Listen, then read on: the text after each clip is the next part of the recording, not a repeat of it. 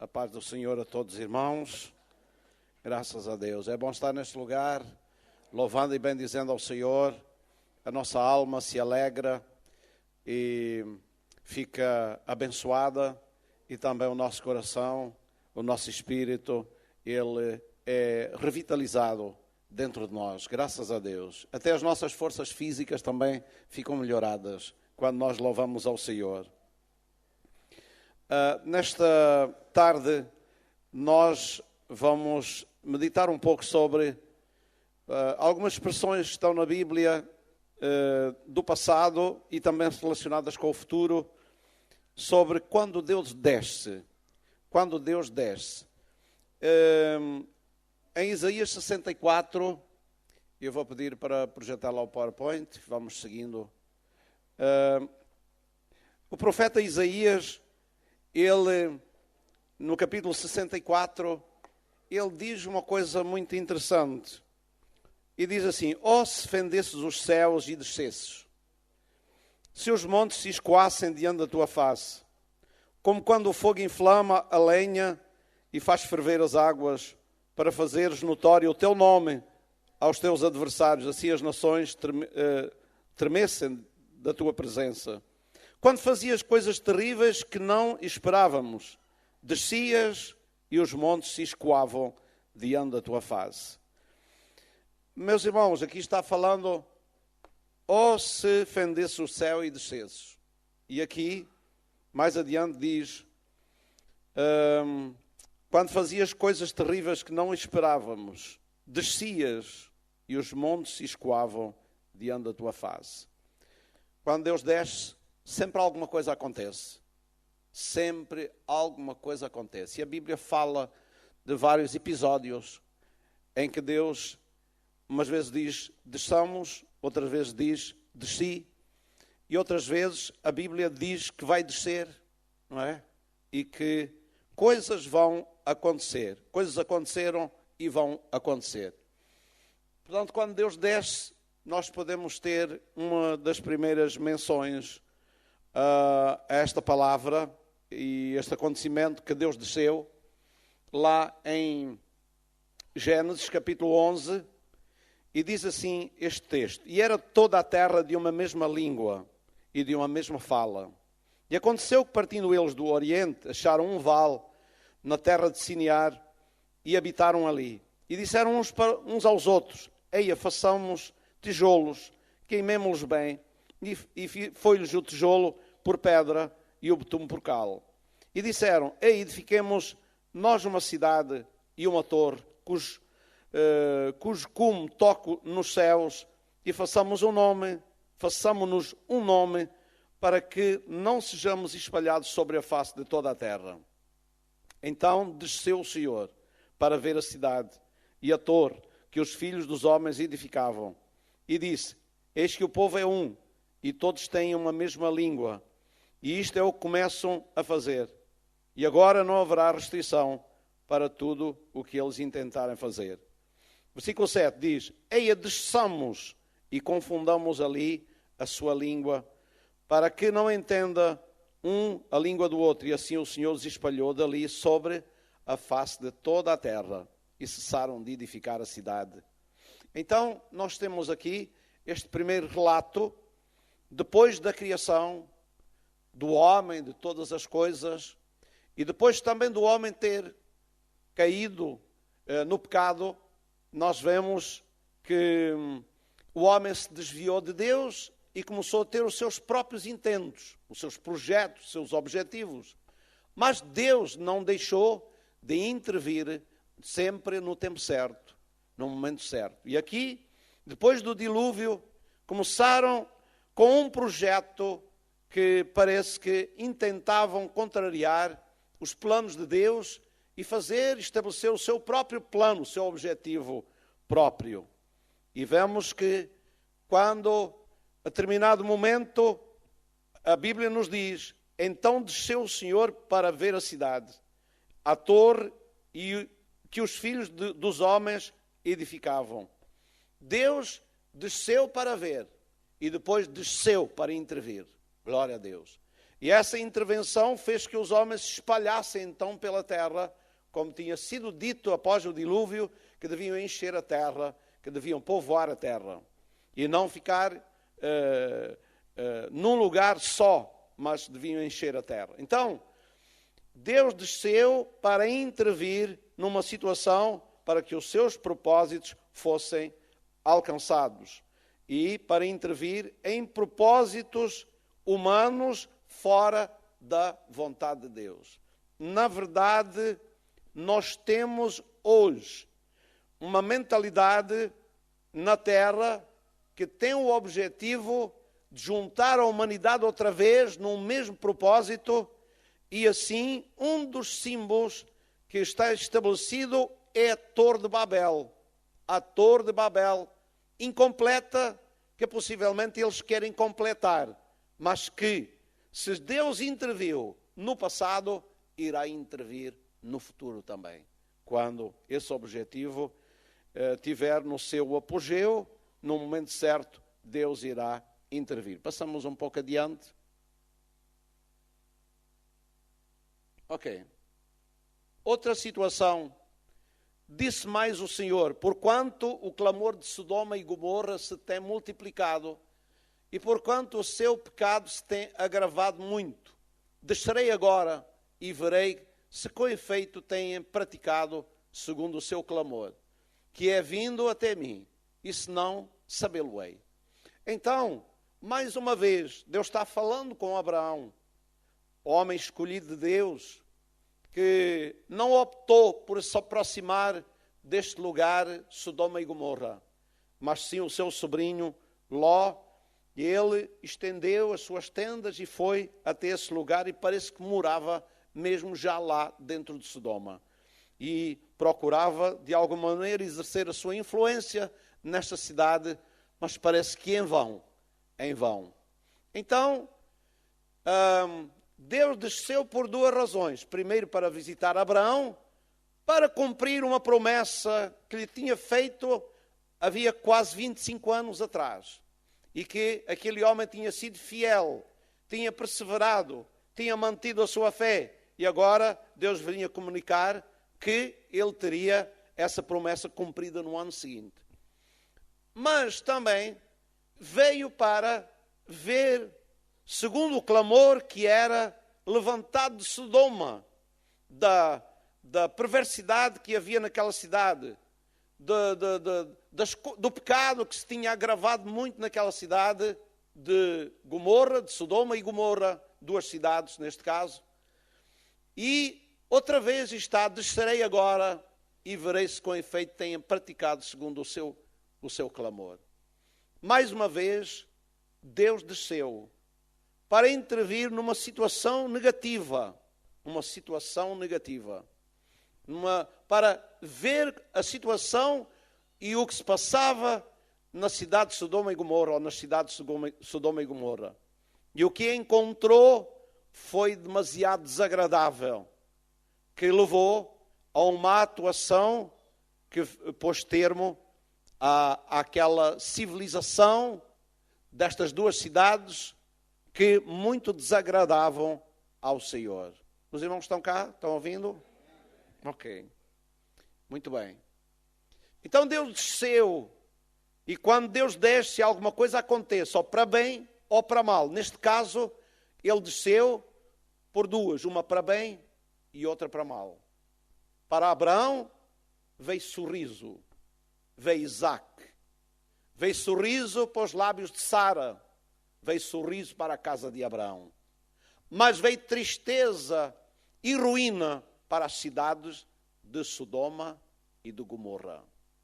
Não esqueça isto, que as coisas que aconteceram no passado e estão escritas na Bíblia são para exemplo nosso e para exemplo daquilo que Deus ainda fará, se a situação, ou quando a situação o exigir.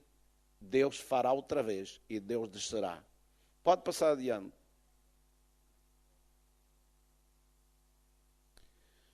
Agora, e disse o Senhor: tenho visto atentamente a aflição do meu povo, que está no Egito, e tenho ouvido o seu clamor, por causa dos seus exatores, porque conheci as suas dores. Portanto, desci para livrá-lo da mão dos egípcios e para fazê-lo subir daquela terra a uma terra boa e larga, a uma terra que mana leite e mel. Eu gosto, desta vez, a descida foi com um propósito de abençoar o seu povo. Glória a Deus. Deus quer abençoar o seu povo. Deus tem os seus tempos para fazer determinadas coisas. Teve o tempo do povo descer para o Egito, e estava profetizado, foi dito a Abraão, e tinha o tempo de tirar do Egito para o levar para a terra da promessa. E agora nós vemos que o povo estava aflito, o povo estava oprimido, e Deus ouviu o clamor do seu povo. Não esqueça que ainda hoje Deus ouve o clamor do seu povo.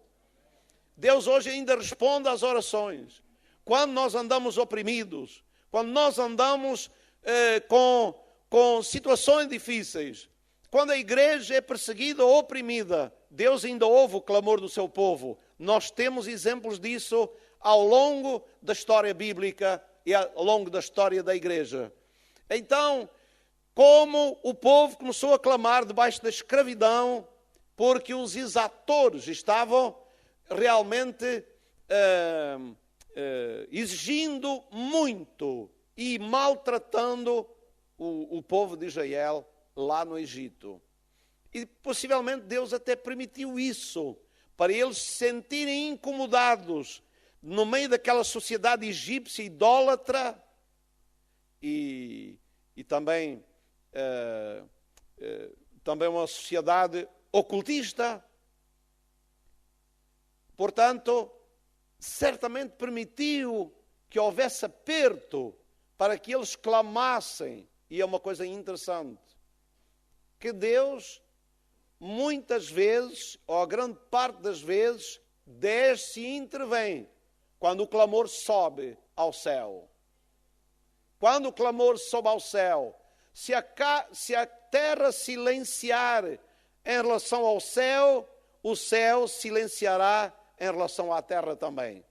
Então, que haja na terra clamor, oração, invocação do nome do Senhor, para que Deus continue a descer e a trabalhar e a fazer a sua obra na terra. Porque Ele precisa que as vozes na terra se levantem para o céu, para que o céu intervenha na terra. Aqui nós vemos que desceu para livrar da mão dos egípcios e para fazê-lo subir daquela terra, uma terra boa e larga, a uma terra que mana leite e mel. Glória a Deus. Os propósitos de Deus, quando desce em relação ao seu povo, é para melhorar, para o levar, para o livrar, para o abençoar. Os irmãos acreditam nisto? Glória a Deus. Se o seu povo não se tornar rebelde, se não se tornar contumaz ou teimoso para seguir algum caminho não próprio, então Deus descerá para abençoá-lo à oração do seu povo. Glória a Deus. E sabemos o que é que aconteceu.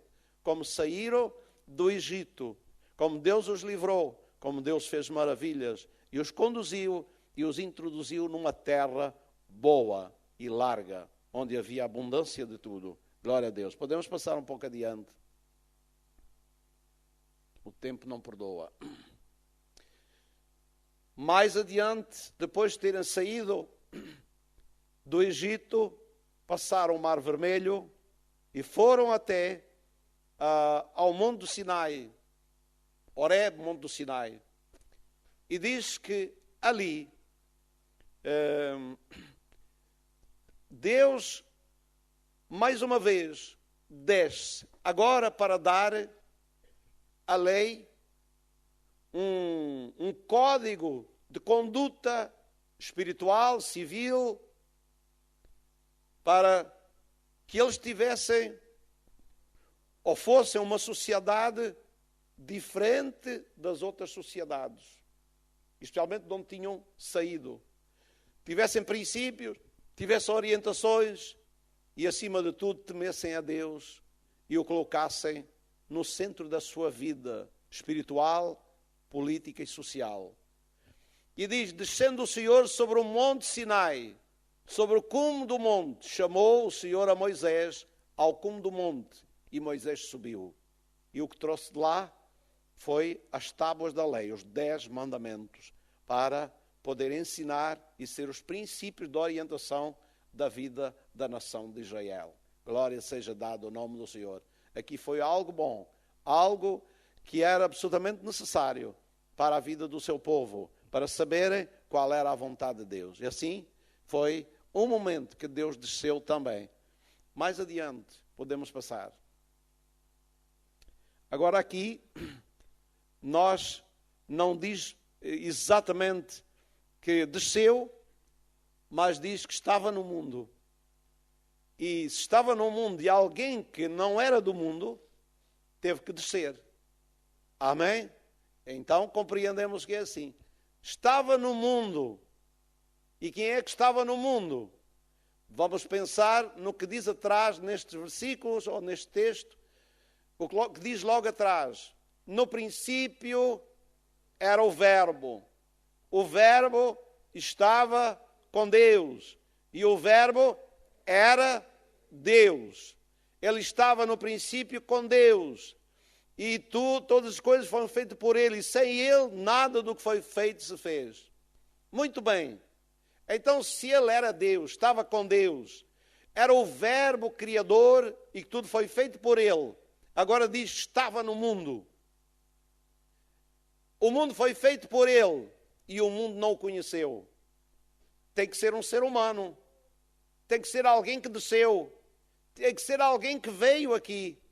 A Bíblia diz que, e o Verbo, esse Verbo que criou, que era Deus, estava com Deus, se fez carne, isto é, humanizou-se.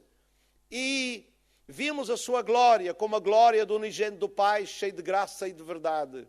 Então, este não é outro, senão aquele que foi dito que lhe poria o nome de Jesus, porque ele salvaria o seu povo dos seus pecados. Glória a Deus. Os irmãos ainda estão atentos? Glória a Deus. Estava no mundo, o mundo foi feito por Ele e o mundo não o conheceu. Glória a Deus. Veio para o que era seu, os seus não o receberam. Mas a todos quantos o receberam, deu-lhes o poder de serem feitos filhos de Deus, aos que creem no seu nome, os quais não nasceram do sangue, nem da vontade da carne, nem da vontade do homem, mas de Deus. Mais uma vez, Deus desceu. E agora não foi descer apenas dentro de um nível espiritual. Agora desceu e humanizou-se. Foi visível, foi tangível, pode ser tocado e pode tocar fisicamente nas pessoas. Glória a Deus. Amém? Pode tocar. Então, quando Ele veio, alguma coisa aconteceu.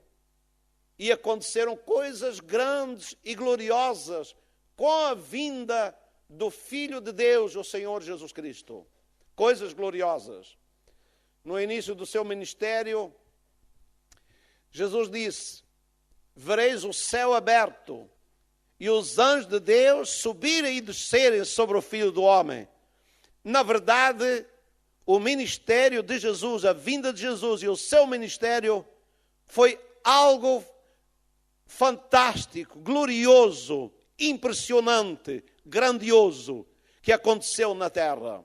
Nunca tinha acontecido algo como o que aconteceu com a vinda do Senhor Jesus Cristo. Quando Jesus se manifestou, o céu se abriu e o poder de Deus se manifestou de uma maneira não igual até ali. Porque agora estava manifesto algumas coisas que no passado não tinham sido reveladas. Por exemplo, acerca de Satanás. No passado, do Velho Testamento, não estava tão claro a sua atuação. Mas agora, com a vinda do Senhor Jesus Cristo, a revelação de Deus foi autêntica, mas Satanás veio para a cena mostrar-se também a sua autenticidade maligna. Amém? sua autenticidade maligna.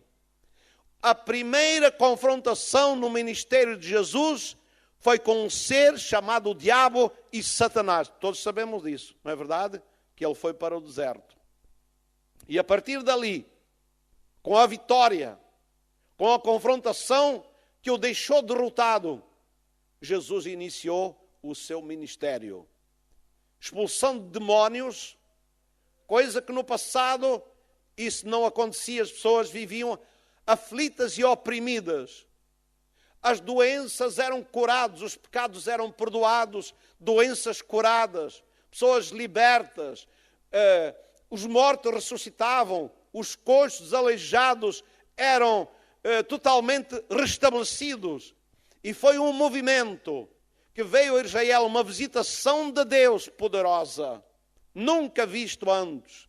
Multidões e multidões de milhares e milhares de pessoas seguiam a Jesus Cristo. Bendito seja o nome do Senhor.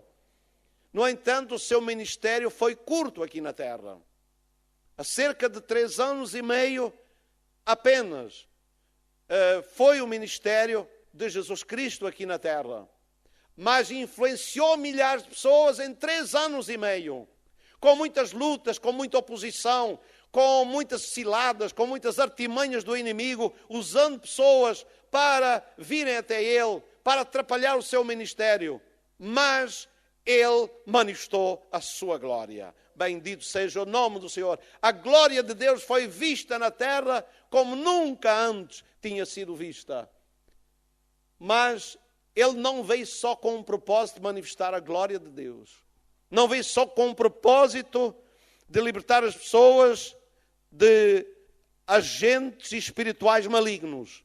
Não veio só para libertar as pessoas das suas enfermidades, das suas doenças.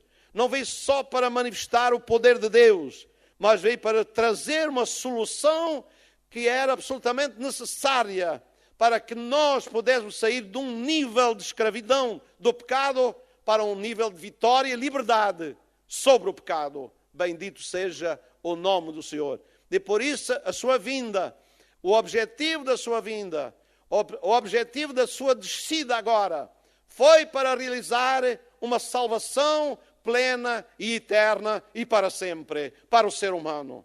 Ele deu a sua vida justa, sua vida santa, sua vida imaculada, perfeita, Ele a deu na cruz do Calvário. Na verdade, Jesus desceu primeiro para nos libertar dos nossos pecados, para dar a sua vida por nós, para ser o nosso substituto, para nos tirar de uma situação de cativeiro e também nos libertar das trevas que prevaleciam contra o ser humano. Hoje, depois da morte de Cristo, da sua ressurreição, da sua subida ao céu e da vinda do Espírito Santo, podemos dizer que Deus desceu outra vez, no dia de Pentecostes. Hoje é proclamada a liberdade a todo ser humano. Pode ser livre, pode ser iluminado, pode ser tirado das trevas para a luz e pode viver uma vida nova, renascida pelo poder de Deus. A igreja não diz amém. Se a igreja não diz amém, não há ninguém no mundo que possa dizer. Se a igreja não disser amém, que hoje todo ser humano pode renascer em Cristo, tornar-se um filho de Deus e viver uma nova vida e glorificar a Deus na terra em liberdade, então ninguém mais pode dizer. Mas a igreja pode, em nome de Jesus. Amém. Aleluia. Por que pode? Porque experimentou isso. Não há ninguém na terra que tenha experimentado este privilégio e esta realidade da obra libertadora de Jesus Cristo. Nós somos livres pelo poder da cruz, do sangue de Jesus e do poder do Espírito Santo e da palavra de Deus nos nossos corações. Glória seja dada ao nome do Senhor. Podemos passar um pouco mais adiante. Agora vamos passar para o futuro. Agora não é desceu. Agora não é estava no mundo. Agora é porque o mesmo Senhor descerá do céu. Vai acontecer. O mesmo Senhor descerá do céu. E desde que Jesus veio e que realizou esta gloriosa obra de salvação para todos nós, e ressuscitou, e o Espírito Santo foi enviado para levantar a igreja e dar poder à igreja para ser testemunho na terra e colaborar com Jesus que está no céu e com a vontade do Pai que está no céu, e assim sermos embaixadores de Deus, com autoridade do céu para pregar a palavra do Senhor e para realizar a sua obra aqui. Então, a igreja tem colaborado e tem crescido, e Deus tem usado homens e mulheres e quer usar a todos nós. Vão já quase 2000 anos. E Jesus disse que voltaria outra vez. Isto é, que ele iria descer outra vez. Ele iria descer outra vez. E Paulo registra estas palavras para a igreja em Tessalónica, que ele está dizendo, neste texto, diz mais coisas, mas neste texto diz assim: porque o mesmo Senhor descerá do céu com alarido, com voz de arcanjo, com a trombeta de Deus, e os que morreram em Cristo ressuscitarão primeiro. Depois nós, os que ficarmos vivos, seremos arrebatados juntamente com eles nas nuvens, a encontrar o Senhor nos ares, e assim estaremos sempre com o Senhor. Portanto, consolai-vos uns aos outros com estas palavras, boas palavras para consolar. Amém? Não serão outras conversações que vão consolar os corações, mas a esperança da igreja será a grande consolação do coração dos crentes. É a esperança da igreja. Glória a Deus. Qual é a esperança da igreja? A igreja tem uma esperança. É a vinda de nosso Senhor Jesus Cristo. Jesus vai descer outra vez. A igreja pode dizer comigo: Jesus vai descer outra vez. Deus desceu muitas vezes e interviu ao longo da história, mas ainda vai haver mais intervenções na história futura. E uma delas é que Jesus vai descer outra vez e alguma coisa vai acontecer. Glória a Deus, sempre que Deus desceu, algo aconteceu. E quando Ele descer outra vez, algo vai acontecer. E vai ser muito bom para a igreja fiel. Vai ser muito bom para a igreja que tem esta esperança. Para a igreja que se purifica a si mesmo. Para a igreja que se consola com estas palavras. E que pode dizer: ora vem, Senhor Jesus. Amém. Quando Ele vier, então está dito ali o que é que vai acontecer. Isto diz respeito somente à igreja do Senhor Jesus Cristo. É verdade que vai afetar, porque nós estamos no mundo, o mundo vai ser afetado também. Porque quando Jesus vier, Ele vai levar a sua igreja da terra. Ele vai trasladar o seu povo para a sua presença. Glória a Deus. E, portanto, vai ser um acontecimento que vai abalar o mundo, pelo menos momentaneamente. Momentaneamente vai abalar o mundo. Jesus voltará para vir buscar a sua eleita, a sua igreja, a sua noiva, e levará para si mesmo, como diz aqui, e os que morreram em Cristo, desde há 2000 anos para cá, a igreja, geração após geração, a morte ainda tem sido levado o seu corpo à sepultura. Mas as portas do inferno, o Hades, não prevaleceu a partir da vinda de Jesus, porque o Hades não tem mais um crente fiel ao Senhor Jesus Cristo. Eles estão no paraíso de Deus. E é de lá que eles hão de vir para receber o seu corpo e ressuscitar primeiro. Ressuscitar primeiro. Aleluia. O irmão pode dar glória a Deus por isso. Juntos damos glória a Deus por isso. Ele merece toda a glória e toda a honra. Esta é a nossa esperança. Nós vivemos pela fé em esperança. Aleluia. Nós aguardamos algo que vai acontecer. Nós não estamos aqui para permanecer aqui, para viver aqui, para radicar-nos aqui. Nós vivemos na iminência da vinda do Senhor. Os sinais estão aí cada vez mais. A confusão no mundo, a corrupção. A corrupção tem chegado a limites muito elevados. Muito elevados. E não esqueça de uma coisa. Quando Deus desceu para tirar a nação de Israel do Egito e levá-la para a terra de Canaã, para a terra prometida, Deus tinha dito a Abraão, vão descer, a tua descendência vai descer para o Egito e lá permanecerão por 400 anos, até que a medida da corrupção destas nações atinja a sua plenitude. Depois então, Deus iria intervir e desalojar aquelas nações e destruir aqueles povos e trazer o seu povo para aquela terra. Porquê? Porque é que Deus não interviu logo? Porque é que Deus não fez logo? Porque a medida da iniquidade, do pecado, ainda não tinha atingido o nível para a exigência da justiça de Deus. O mundo em que nós vivemos está caminhando para a plenitude da iniquidade e do pecado. Quando a medida estiver cheia, então Jesus virá do céu e fará uma intervenção poderosa na terra, como iremos ver mais adiante um pouquinho. Agora aqui é a igreja.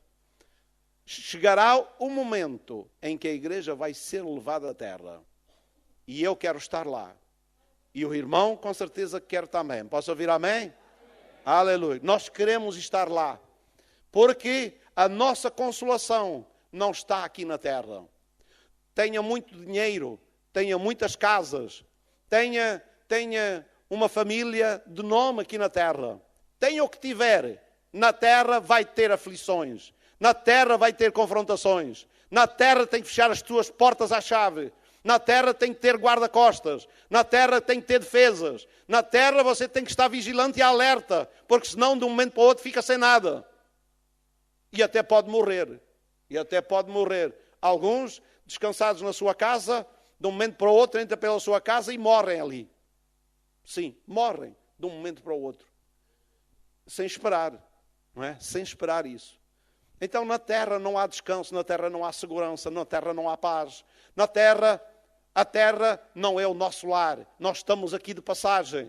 O nosso lar é na presença do Senhor. Quando Ele voltar, nós estaremos com Ele para sempre, para sempre. Diga comigo, para sempre. Aleluia. Não mais dor, não mais lágrimas, não mais algo que nos venha incomodar, não há mais iniquidade, não há mais nada. Ali não precisa de fechar as portas, ali não precisa de ter medo de nada. Ali você está em plena segurança, paz e alegria abundante na presença do Senhor, a abundância de alegrias. À sua mão direita há delícias perpetuamente. Pode passar.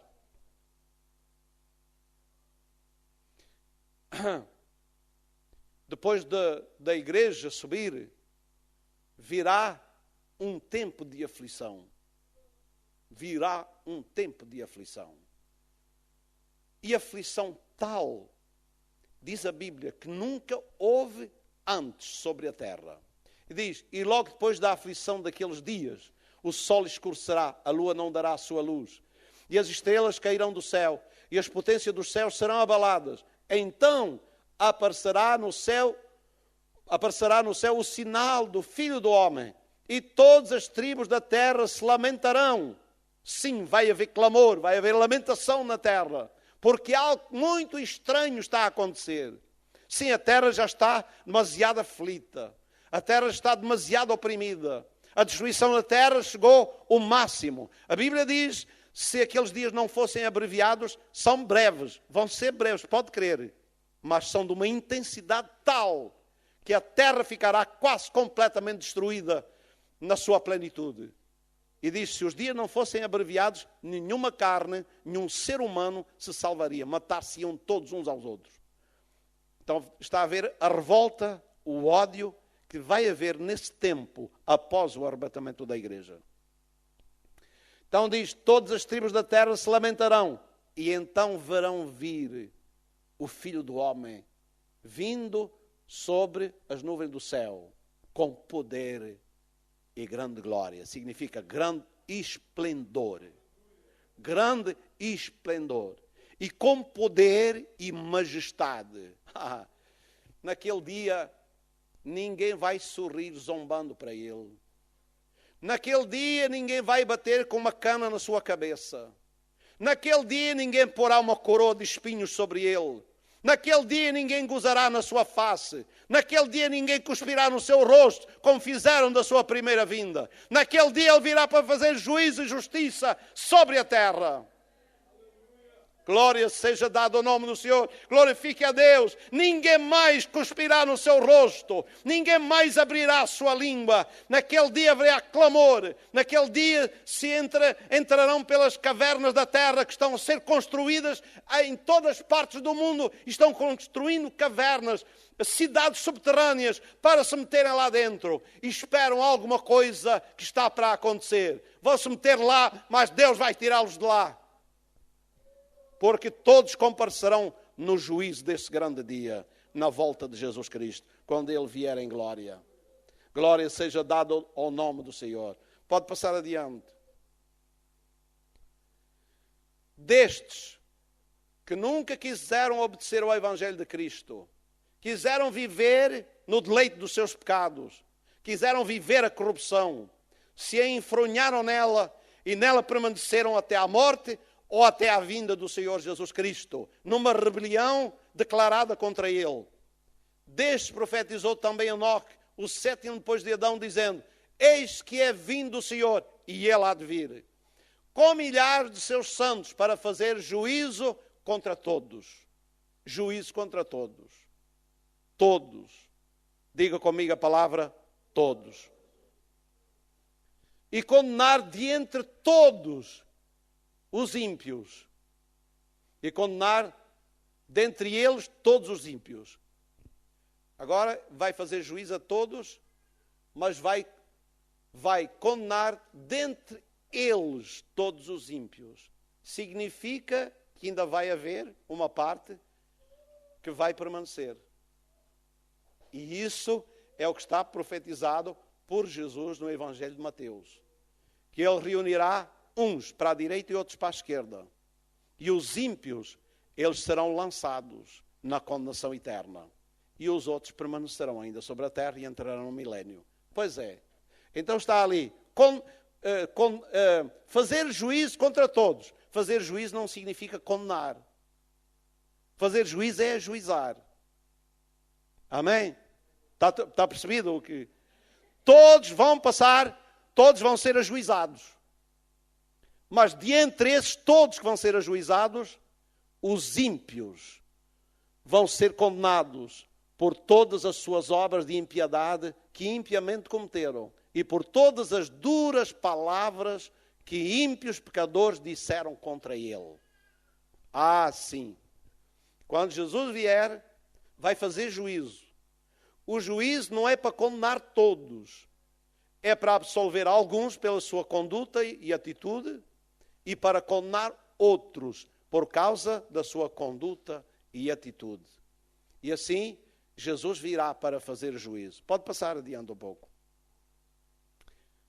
Agora, vamos terminar por aqui.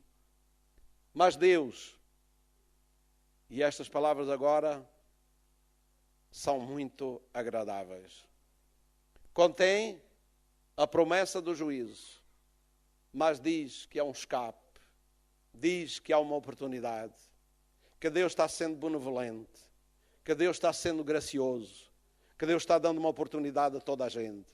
Mas Deus não tem em conta os tempos da ignorância. Deus não tem em conta os tempos que uma pessoa vive na ignorância, mas anuncia agora a todos os homens e em todo lugar que tomem uma atitude de arrependimento. Amém?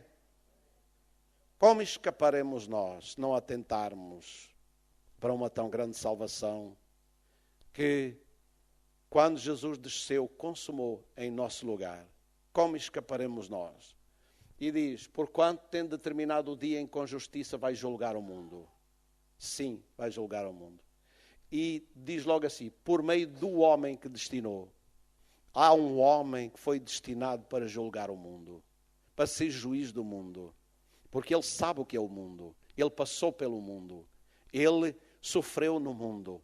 Ele confrontou-se com homens piedosos, com homens de coração aberto, e confrontou-se também com homens duros e vis e maus, que o maltrataram, trataram com arrogância, dureza e grande agressividade. Então, diz a Bíblia que esse homem, experimentado nos trabalhos, homem sofredor, homem que foi realmente hoje de manhã, nós lemos aqui Isaías 53. E lá diz o que é que esse homem passou no mundo. E se confrontou no mundo. Por isso ele vai ser juiz e vai julgar o mundo. Por meio do homem que destinou. E disse, deu certeza a todos. De que maneira? Ressuscitando dentre os mortos. Então esse homem que foi maltratado, que foi rejeitado por muitos, pela maioria, que disseram coisas contra eles, que praticaram coisas contrárias à vontade dele. Esse homem que foi morto, esse homem que foi para a sepultura, ele ressuscitou ao terceiro dia. Deus o levantou, sancionando que ele foi o justo que morreu pelos injustos. E ele ressuscitou e subiu para o céu e está sentado à mão direita de Deus, apenas aguardando o momento que há de voltar. Meus irmãos, amigos, todos que estamos aqui, nós todos tivemos uma oportunidade. Alguns têm aproveitado essa oportunidade. Mas não só essa oportunidade no passado. Eu quero chamar a atenção para todos nós. Nós estamos envolvidos num negócio muito sério. A igreja não é uma brincadeira de Deus. A igreja não é uma coisa liviana. A obra de Cristo não foi algo liviano. As intervenções de Deus na história não foi algo liviano. Na terra tem existido muita leviandade. Na terra tem existido muita cabeça vazia.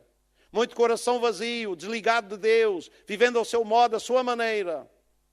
Sim, a terra tem andado leviana em relação a Deus, em relação ao céu, em relação à palavra de Deus. Mas hoje eu quero fazer uma admoestação. Toma a sério as palavras de Deus. Toma a sério as palavras de Deus. Se você não tomar as palavras de Deus a sério, as mesmas palavras que você desprezar vão ser usadas no seu julgamento. Vão ser usadas no julgamento. E qual é a nossa desculpa? Não temos desculpa.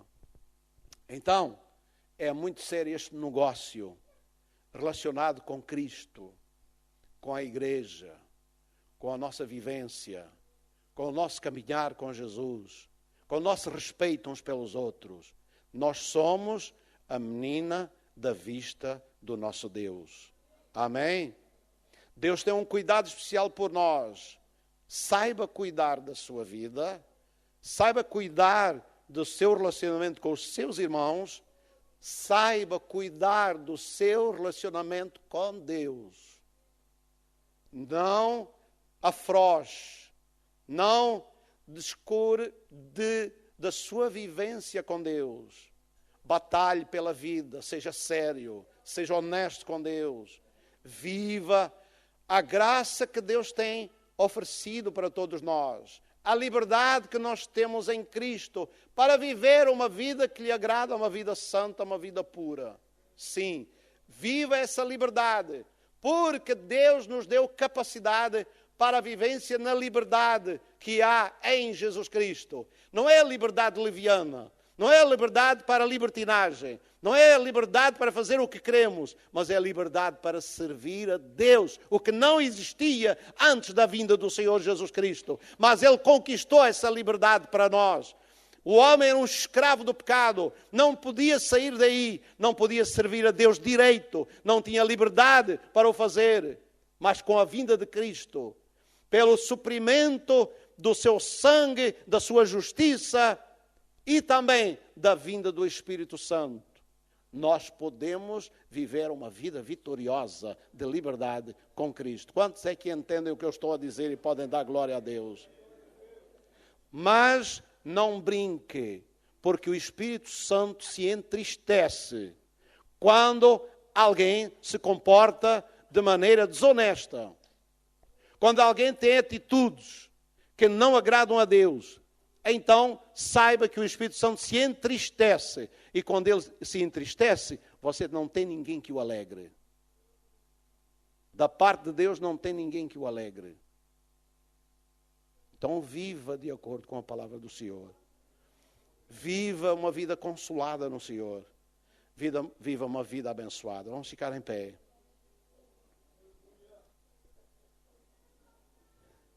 Quando Ele descer, não há tempo para ninguém se preparar.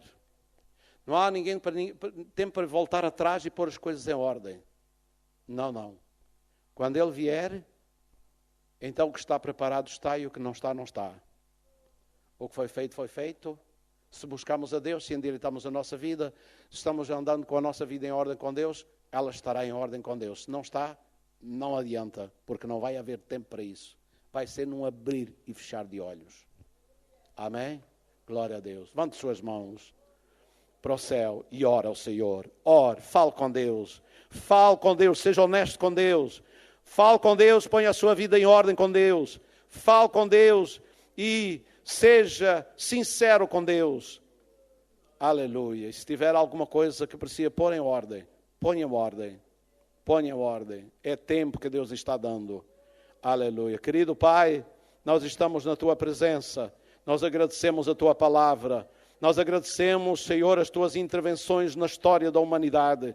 Nós agradecemos, umas vezes foram para condenar, outras vezes foram para orientar, outras vezes foi para salvar. E, Senhor, temos a promessa que o Senhor vai descer ainda quando vier buscar a sua igreja, quando se vier fazer juízo nesta terra. E, Senhor, nós estamos esperando o dia em que nos encontraremos com aquele que ainda não vimos face a face, mas iremos ver muito breve. Glória seja dada ao nome do Senhor. Ajuda a cada um, Senhor, a não viver levianamente, aéreamente, Senhor, fazendo coisas desagradáveis aos Teus olhos. Ó Senhor, caminhando na Tua justiça, na Tua graça, debaixo do Teu poder, Senhor, porque nós fomos libertados do pecado e o pecado não terá mais domínio sobre nós. Muito obrigado, Senhor. E também está escrito, se Tu és por nós, quem será contra nós? Mas, Senhor, precisamos escolher o que é bom, escolher o que é agradável, escolher, Senhor, viver uma vida harmoniosa, Senhor, contigo e uns com os outros também. No nome de Jesus, dá graça a cada um dos Teus filhos. Neste dia é dia de reconciliação. Neste dia é dia de pensar. Neste dia é dia de mudar de atitude, se a nossa vida não está em ordem. Senhor Deus, opera, abençoa, ajuda, Senhor. Concede a Tua graça no nome do Senhor Jesus Cristo. Nós oramos, nós agradecemos. Tudo para a honra, glória e louvor do Teu santo e maravilhoso nome. Em nome do Senhor Jesus Cristo. Amém. Amém. Glória a Deus. Aleluia.